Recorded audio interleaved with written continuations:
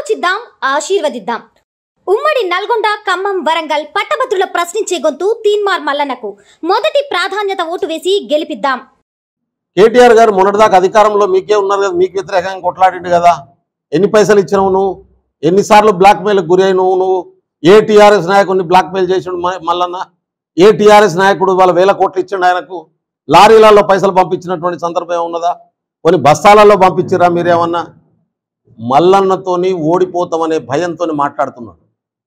ఏ party support లేకుండానే ఇండిపెండెంట్గా వేసి మీకు గడగడలాడించిండు మల్లన్న. ఇండిపెండెంట్గా వేసి ఇదే పల్లా రాజేశ్వర్ రెడ్డి మీద ఆయన పోటీ చేస్తే 4వ రౌండ్ ఓట్ల లెక్కింపులో గెలిచినటువంటి పరిస్థితి.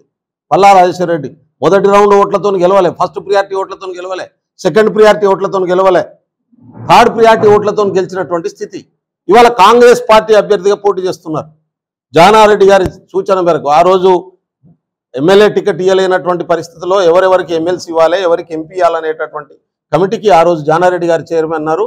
ఆయన సూచన మేరకు రేవంత్ రెడ్డి గారు మల్లన్నకు ఎమ్మెల్యే ఇవాళ ఎమ్మెల్సీ బై ఎలక్షన్ టికెట్ ఇచ్చినటువంటి పరిస్థితి. ఆ ఎమ్మెల్సీ బై ఎలక్షన్లో గతంలో పోటీ చేసిన అనుభవం ఉంది కాబట్టి ఆయనకు ఎమ్మెల్సీ ఇవ్వాలనుకున్నాం. ఖచ్చితంగా బీజేపీ బీఆర్ఎస్ రెండు ఒక్కటైన తర్వాత కూడా అవి ఓడిపోబోతున్నాయి, మల్లన్న గెలవబోతున్నాడు. అందుకనే ఇవాళ ఏం చేస్తున్నారు, డైరెక్ట్ ఎదుర్కోవడం చేతగాక మల్లన్న క్యారెక్టర్ను డ్యామేజ్ చేయడం కోసం కొత్త ఎత్తుగళ్లతో ముందేస్తున్నారు. ఇది ఓటర్లు అర్థం చేసుకోవాలని చెప్పి నేను కోరుతా ఉన్నాను. చాలా దిక్కులల్లా ఒక తప్పుడు ప్రచారాన్ని మొదలుపెట్టారు. మల్లన్న బ్లాక్మెయిల్ చేసిండట కదా. నేను అంటా ఉన్నాను, మల్లన్న బ్లాక్మెయిల్ చేసినోడు ఎవడన్నా ఉంటే రండి బయటికి. మొన్నటిదాకా అధికారంలో ఉన్నటువంటి వాళ్ళు 2 సార్లు మీరు జైల్లో పెట్టినప్పుడు ఎందుకు ఆయన ఫలాన్ దగ్గర ఇన్ని పైసలు తీసుకుని నిరూపించలేకపోయారు? మీరే కదా అధికారంలో ఉంది, మీకు వ్యతిరేకంగా నాకు కొట్లాడిండు. ఒక వ్యక్తి ఏమీ లేకుండా రోడ్డు మీద ఒక కెమెరా పట్టుకొని ఒక లోగో పట్టుకొని నిలదీసినటువంటి మొనగాడు మల్లన్న. మీ బట్టలిప్పదీసినటువంటి వ్యక్తి మల్లన్న. మిమ్మల్ని బజార్లో నిలబెట్టినటువంటి వ్యక్తి మల్లన్న. మీరు చేసినటువంటి ప్రతి తప్పును చెప్పినటువంటి వ్యక్తి మల్లన్న. అందుకనే వ్యక్తిగతంగా కక్ష గట్టి ఇవాళ మీరు ఆయన మీద దాడి చేసేటటువంటి ప్రయత్నం చేస్తున్నారు. ఒక జర్నలిస్టు ఎట్లా ఉండాలి, ఒక జర్నలిస్టు ఎట్లా పోరాటం చేయాలని చెప్పి జర్నలిస్టు సమాజానికి గౌరవం తెచ్చినటువంటి వ్యక్తి మల్లన్న. అట్లా నిలబడ్డటువంటి వ్యక్తి ఆయన. కాంప్రమైజ్ కాలే. చాలా మంది జర్నలిస్టులు అమ్ముడుపోయినరు. పెద్ద పత్రికలు పెట్టుకున్నటువంటి వాళ్ళే సరెండర్ మీ యాడ్ల కోసం, కానీ యాడ్ల కోసం సరెండర్ కాలే ఆయన. ఆయన నిలబడ్డాడు, కొట్లాడిండు. అది చూసే కాంగ్రెస్ పార్టీ ఆయనను గౌరవించింది, గుర్తించింది, ఇవాళ టికెట్ ఇచ్చినటువంటి పరిస్థితి ఉంది.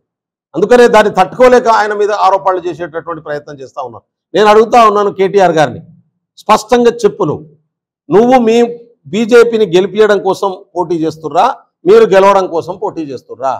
ఆయన మాట్లాడతాడు, రాకేష్ రెడ్డి ప్రశ్నించేటోళ్లను గెలిపించండి అని. ఏం ప్రశ్నిస్తారా మీరంతా? మల్లన్న ప్రశ్నిస్తాడు, పరిష్కరిస్తాడు. మీరు ప్రశ్నించగలరేమో, మల్లన్న ప్రశ్నిస్తాడు, ఆ సమస్యను ముఖ్యమంత్రి దృష్టికి తీసుకెళ్ళి పరిష్కరిస్తాడు. ప్రభుత్వం దృష్టికి తీసుకెళ్ళి నిరుద్యోగుల సమస్యలను, విద్యార్థుల సమస్యలను పరిష్కరించేటటువంటి దమ్ము ఇవాళ టీఆర్ఎస్ పార్టీకి ఉందా? పోనీ బీజేపీ పార్టీకి ఉందా?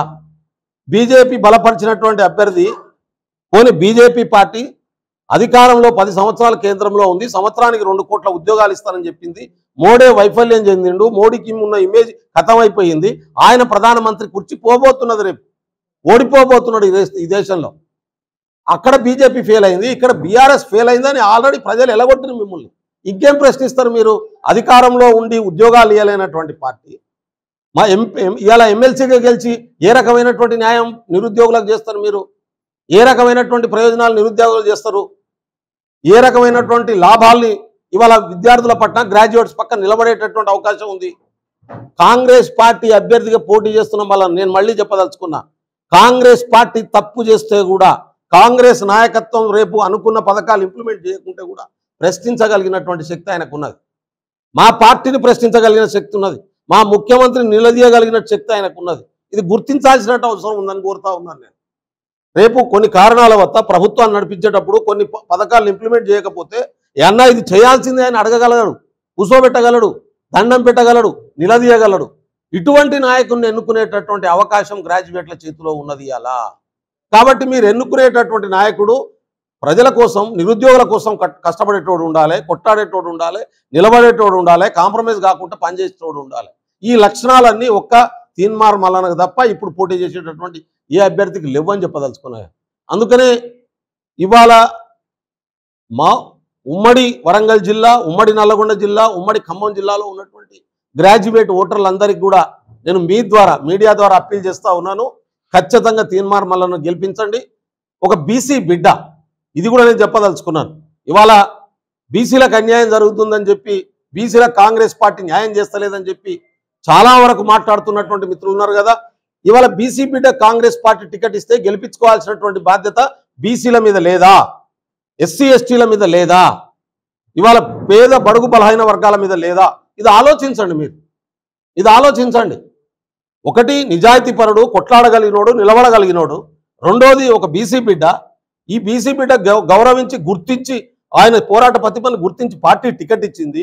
దాన్ని గెలిపించుకోవాల్సినటువంటి బాధ్యత కూడా ఈ వర్గాల మీద ఉన్నదని చెప్పదలుచుకున్నాను నేను. అందుకనే ఈ ఓటర్లందరూ కూడా, ఎస్టీలు కానీ, ఎస్సీలు కానీ, బీసీలు కానీ, ఇవాళ గ్రాడ్యుయేట్ అయినటువంటి ప్రతి ఒక్కరు కూడా ఇవాళ ప్రజల తరపున మాట్లాడే మల్లన్నను గెలిపించాలని చెప్పి కోరుతా ఉన్నాను. టీఆర్ఎస్ చేసే తప్పుడు ప్రచారంలో, బీజేపీ చేసే తప్పుడు ప్రచారంలో, అక్కడక్కడ కొంతమంది స్పాన్సర్డ్ ఇండిపెండెంట్లను పెట్టి చేయించేటటువంటి తప్పుడు ప్రచారంలో మీరు ట్రాప్లో పడొద్దని చెప్పి కోరుతా ఉన్నాను. ఎందుకంటే ఎవరు లేని రోజుల్లో, ఎవరు నిలదీయలేని రోజుల్లో కేసీఆర్ 1-2 సార్లు గెలిచి అహంకారపూరితంగా ప్రజల మీద తొక్కుతున్నటువంటి రోజుల్లో నిలబడి ప్రశ్నించినటువంటి వ్యక్తి మల్లన్న అనే విషయం గుర్తుపెట్టుకోవాలి. అందరూ కొట్లాడుతున్నప్పుడు ఆ బంతిలో వచ్చి కూర్చొని అందరితో పాటు నేను కూడా పోరాటం చేసినా అని చెప్పుకోవడం వేరు. కానీ పోరాటంలో ఎవడు లేని రోజుల్లో రాజ్యానికి వ్యతిరేకంగా, అధికారానికి వ్యతిరేకంగా, తప్పులకు ప్రజల తరపున నిలబడి కొట్లాడి న్యాయం కావాలని అడగగలిగినటువంటి దమ్ము ఉన్నదనేది ఆయన నిరూపించుకున్నాడు. గతంలో ఆయన చరిత్రే చెప్తున్నది. అందుకనే మీరు కేసులు పెట్టి జైలుకు పంపించినటువంటి పరిస్థితి ఉంది. కాబట్టి మల్లన్నను గెలిపించడం అంటే నిరుద్యోగులు తమ సమస్యను ఆలోచిద్దాం, ఆశీర్వదిద్దాం. ఉమ్మడి నల్గొండ, ఖమ్మం, వరంగల్ పట్టభద్రుల ప్రశ్నించే గొంతు తీన్మార్ మల్లన్నకు మొదటి ప్రాధాన్యత ఓటు వేసి గెలిపిద్దాం.